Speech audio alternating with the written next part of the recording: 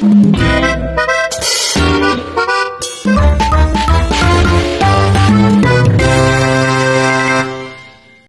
semua, selamat datang ke video Musyawarah Rimba yang dihasilkan oleh kumpulan Chef 1. Saya Nur Arisa Maisara binti Al-Murah. Nama saya Ainul Madia binti Pemaksa.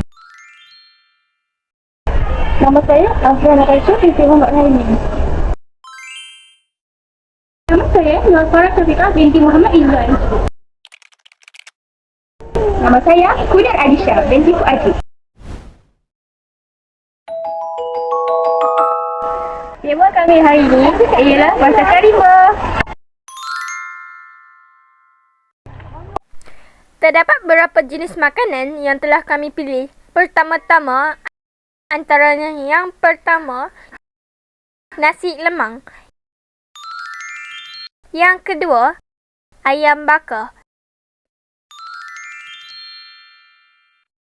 Dan yang ketiga, sup sayur tisan hujan. Yang keempat atau yang terakhir, ubi bakar bara.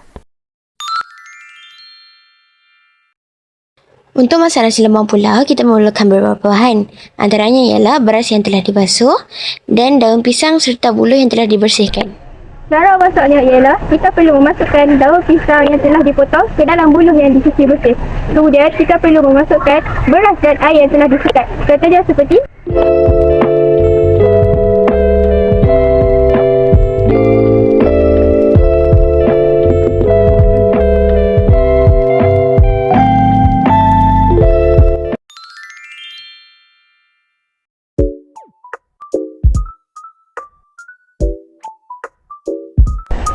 Kemudian setelah beberapa minit, nasi lemang kita pun telah pun siap. seterusnya, mari kita membuat menu kedua iaitu ayam bakar. Untuk membuat ayam bakar, kita memerlukan ayam yang telah diperakkan dan pemanggang.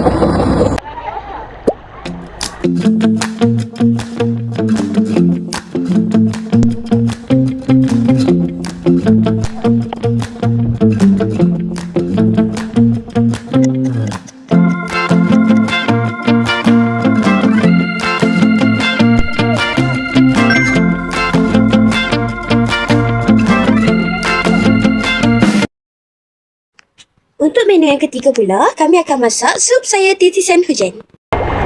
Bahan-bahan yang diperlukan ialah sayur-sayuran seperti sawi, carrot dan kubis, perbawangan, dan kita juga memerlukan penyedap rasa seperti gula, garam, cukup rasa dan cube pati ayam.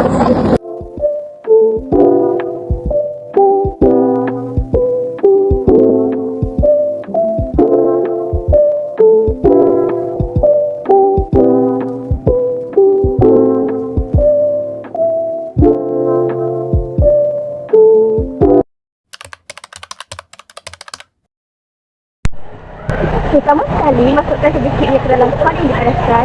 Lalu kita akan mulakan menumis bawang merah dan bawang putih yang dipotong.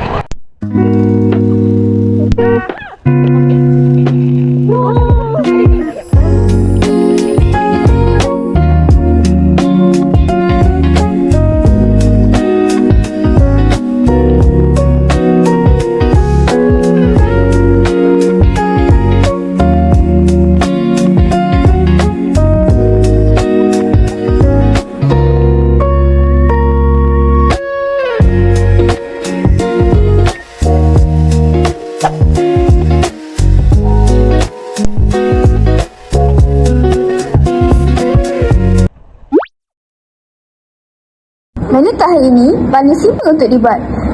Kita cuma perlu ada ubi ungu ataupun ubi apa yang korang ada. Lepas tu taburkan sedikit garam dan balut menggunakan aluminium foil dan masukkan dalam bara api.